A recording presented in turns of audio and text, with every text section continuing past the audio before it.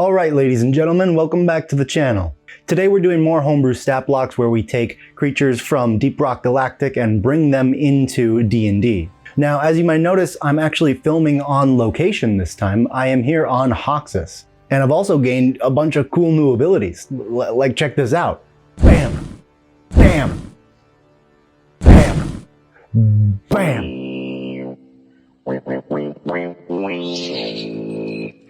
So filming on location has its perks, but it's also harder to do because of, travel time and the cost of fuel these days. So if you guys enjoyed this video and want to see more of these, leave a like and subscribe on the video. So for this episode, we're going to be doing more creatures from Deep Rock Galactic, the enemies that you find, and turning them into stat blocks in D&D. But we're not doing completely just Glyphids this time. So this is not just purely a Glyphid video because there are a bunch of monsters in Deep Rock Galactic that are not Glyphids.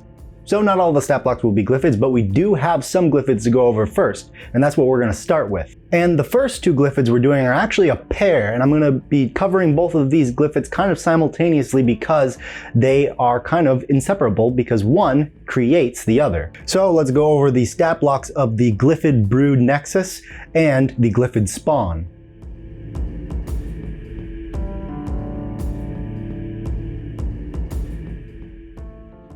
So this little guy is the Glyphid Spawn, and this big guy here is the Glyphid Brood Nexus. Now, he creates him. So we're going to be covering the stat block of the Glyphid Brood Nexus first, so you get an idea of how many of the Glyphid Spawn it can create and how it creates them, and then we'll cover what the Glyphid Spawn can do. So the Glyphid Brood Nexus has a 10 armor class and 95 hit points, but also uniquely it only has a 5-foot move speed. Now normally the Glyphid Nexuses do not move in Deep Rock Galactic, however I did want it to be able to move at least a little bit, that way, given time maybe outside of combat, this thing could reposition itself, just to open up that opportunity for you as the DM if you really think this creature needs to be able to move at some point. Now it has the Glyphid Swarm feature, as do all of my Glyphids, and I did rework that feature to sort of clarify the movement part of that feature. I know a lot of you guys were saying that the movement was a bit unclear before, so in this one I made it much more clear that the Glyphid is able to move up to its movement as a reaction when one within 15 feet dies. Additionally, the Nexus has the Death Spawn feature, which means that when it dies, it can create a small amount of Glyphid Spawn, which we'll get into their stat block in a moment. And as an action, the Nexus can take the Glyphid Spawner action and create a small amount, a little bit more than its Death Spawn amount of Glyphids. These Glyphid Spawn that it creates are not very strong, so it creates a very good amount of them, 6 on average. And the Glyphid Spawn come into initiative right after the Nexus when they are made, so once the Nexus ends its turn, all these Glyphid Spawn that it created are going to begin to move and attack.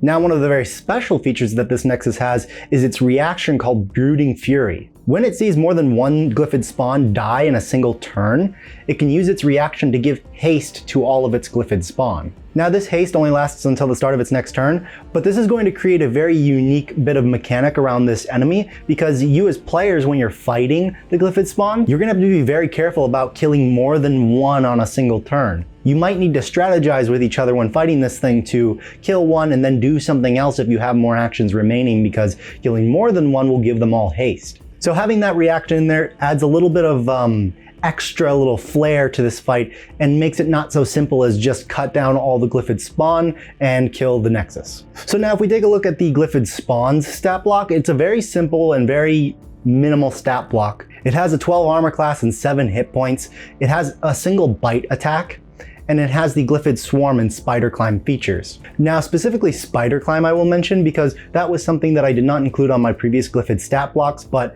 I guess I probably should have, because I did intend for all these Glyphids to be able to, crawl around on the walls and the ceilings, but did not add Spider Climb and just kind of assumed with the climb speed that they would be able to do that. But now I'm adding in the Spider Climb here to make sure that you understand that these Glyphids can, of course, move on the walls and ceiling like they do in Deep Rock Galactic. So these Glyphid Spawn do not have a crazy difficult stat block. Their stat blocks are very simple, but when you create a lot of them like the Brood Nexus does, and can sometimes have haste if the players don't kill them in the correct way, having that many on the battlefield can be dangerous, especially when, again, they all have the Glyphid Swarm feature, which all of these Glyphids have, and allows them to very well function in tandem with each other. And the more Glyphids that are on the battlefield, the more dangerous it becomes exponentially, because these Glyphids all get to attack if they're within 15 feet of a dying comrade. Okay, now let's move on to talking about the last Glyphid as part of this video, which is the Glyphid Stingtail.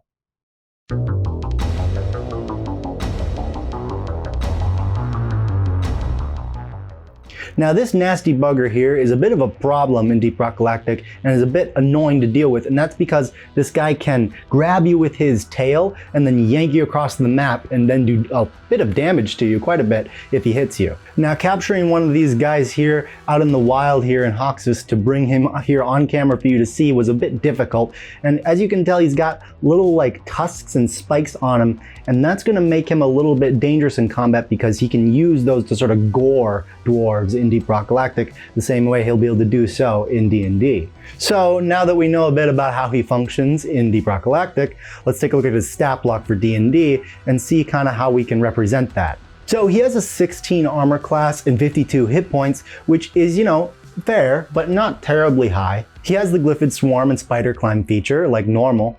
And then he has a multi-attack, and this multi-attack has two different ways to be used. You can make the multi-attack with a Sting Whip and a Tusk Slam, or you can make it with just 2 Tusk Slams. Now, the Tusk Slam is just a normal melee attack, but the Sting Whip is where the sort of niche lies here in the Stingtail. The Sting Whip is a ranged attack that pulls the creature in with a grapple check to pull them right next to the Stingtail. And when it succeeds at doing that, it doesn't do a ton of damage, but what it does do is give the Stingtail advantage to hit that creature on its next attack if it uses a Tusk Slam attack. And if it does hit with that advantaged Tusk Slam attack, then it is a critical hit automatically. Now this is a big deal because while the grapple and pull of the tail attack and the damage is not really all that substantial, the fact that it can guarantee itself a crit with a Tusk Slam that has fairly decent damage considering the level of the creature, this creature can be quite dangerous. And another important thing to mention is it has the Coward's Folly reaction, and this reaction allows it to make a Sting Whip attack as a reaction when somebody leaves the Sting Whip attack range. So if you're within 25 feet of this Stingtail and you start moving away from it and now you're 30 feet, 35 feet, it's going to get a reaction attack on you because you left the range of its Sting Whip, and now as part of that reaction it's going to attack you with that, and if it does, you need to make a grapple contest. Otherwise, you're going to get pulled back to it while trying to move. And so now that it used its reaction to pull you in, when its turn comes around here, it's going to have advantage to hit you with its Tusk Slam, and that's going to be an auto crit. And because it already used its Tail Whip to do that to you, it can do 2 Tusk Slam attacks against you on its turn. It doesn't need to use the Sting Whip again because it already got its benefit. So getting reaction pulled in by this creature and then its turn coming around can be very, very dangerous and is where the sort of threat of this creature lies. So that was all the Glyphids in this video, but now let's move on to talking about some of the non-Glyphids. These creatures will not have the Glyphid Swarm feature, but they will have some unique things that make them pretty special. So first up, let's begin talking about the Kronar Shellback.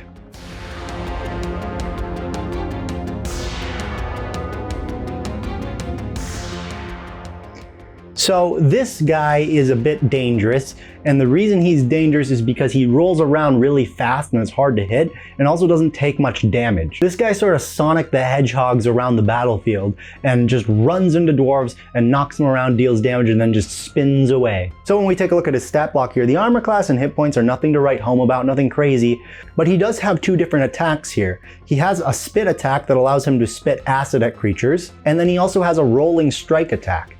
Now importantly, the spit attack cannot be done while he's rolling, and the rolling strike attack cannot be done while he's standing on his legs. Which to that point, he has a bonus action called Shellback that allows him to sort of curl up into a ball and gain a bunch of bonuses. When he curls up into this ball, he gets a bonus to his armor class, he gets bludgeoning, piercing, and slashing resistance, he gets movement speed increases because he's rolling around super fast.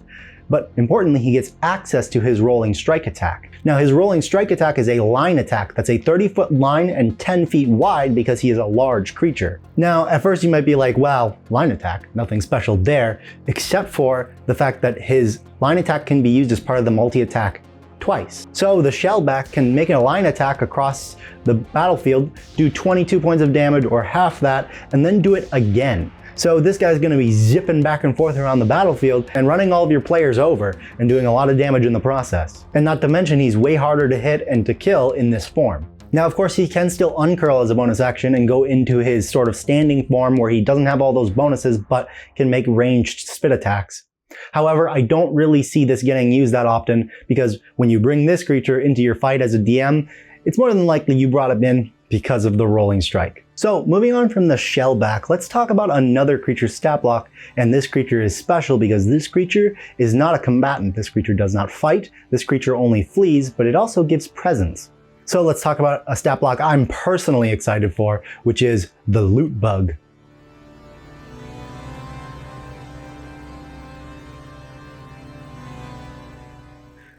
Look at this guy. Look at him. Truly something special. This is what peak performance looks like. It's incredible.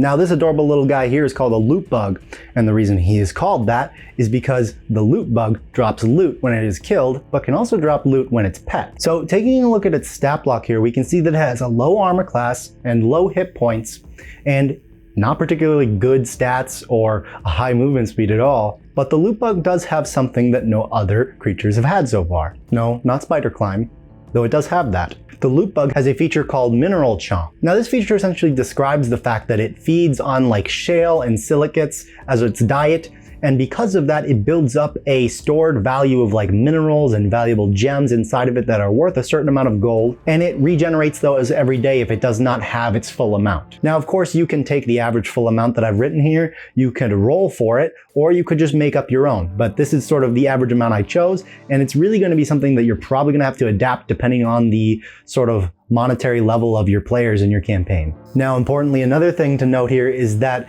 you can roll a d20 whenever encountering a Loot Bug, and if it's a 19 or a 20 on the die, the Loot Bug can have a magic item within it. I recommend magic item table B from the Dungeon Master's Guide, but you can use any magic item table you want depending on the level of your players and your game. Another feature it has here is Loot Barrage, and I added this in just as a little fun thing because I felt like it needed a little pizzazz when it explodes after you kill it. So when you kill the Loot Bug, if you're, an evil person, then the Loot Bug explodes and sends all of its goods and valuables scattering in a radius around it, and this causes anybody nearby to maybe take a little tiny bit of damage. Now a couple other things it has here is the action Gift, and this action allows that when you are kind to the Loot Bug and a good person, the Loot Bug may give you some of its valuables in return.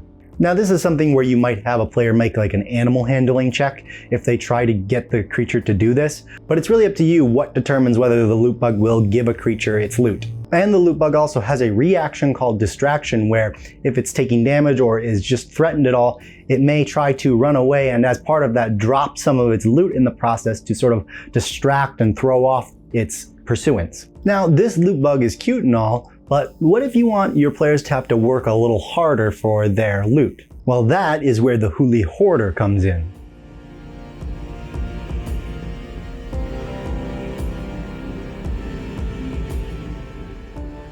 Now this guy, he runs around in Deep Rock Galactic, and when you find him, you have to be quick because once he knows you're there, he's going to try to run away, and if you don't keep damaging him, he's gone, and he's gone forever. Now like the Loot Bug, the Huuli Hoarder carries a bunch of loot on it, except for the Huuli Hoarder carries much more and more valuable loot.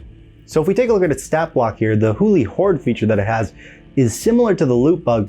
However, it has more valuable items within it, and it's not just minerals, it can be actually like gold and items that are within its hoard. And on top of that, it has a much higher chance of having magic items within that hoard. You have to roll a percentile die to determine how many, but it can have as many as 3 magic items total within the hoard. But whoa. Just because it has more stuff doesn't mean that it's just free. The Huuli Hoarder also has a number of other features here that are going to make it a little bit more interesting for your players. The Huuli Hoarder has the Fight or Flight feature here. Now this feature means that when it encounters threats or other creatures that it thinks are threatening it, it will try to flee immediately.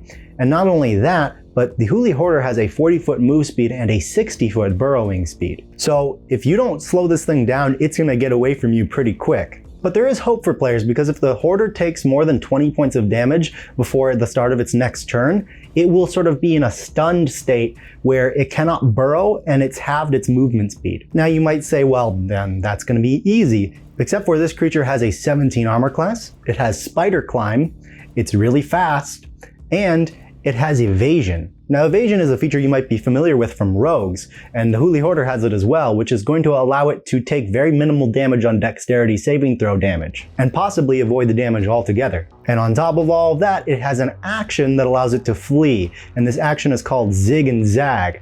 This action is going to make it even harder to hit. When the Hoarder zigs and zags, it takes the dash action, but on top of that, it also has a +2 to its armor class. Enemies have disadvantage on their opportunity attacks against it, and it has advantage on its dexterity saving throws, which is going to allow it to more often take no damage from the evasion feature. And then, like the loot bug, the Huuli Hoarder has its distraction reaction, so it can drop some of its loot to distract people. Now I will say for you as the DM, I would make sure to roll that percentile die like behind the DM screen and not tell the players what it is, so they don't know how many magic items it has, because it would be really funny if one of these hoarders had 3 magic items and it dropped one of them to distract the players and then got away because of that. Okay, so that was all these sort of lower level, sort of standard common enemy stat blocks, but I know what you're thinking. You're thinking, no man, enough with all this baby.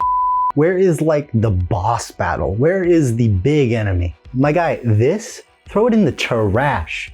I want something tough. I want something that's gonna make my players run scared. Well, in that case, I hope your players are afraid of botany, because the next enemy we have here is a doozy, and that's the Korlock Tyrant-Weed.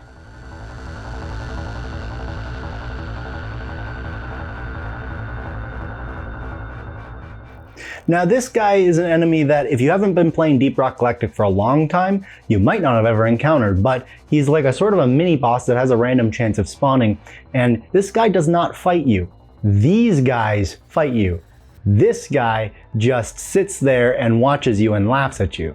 So this mini boss is a large plant, and it has this sort of like protective shell around its heart. And the way it attacks you is by spawning nearby sprouts, nearby Korlock sprouts that spit acid at you, as well as it creates nearby healing pods that can heal it. So this Tyrant-Weed is going to be able to do those things, and is also going to have some little extra things. So let's take a look at its stat block. So it has a 17 armor class and a little over 200 hit points. Its only feature here is Weed Tyrant, which means it is resistant to all damage.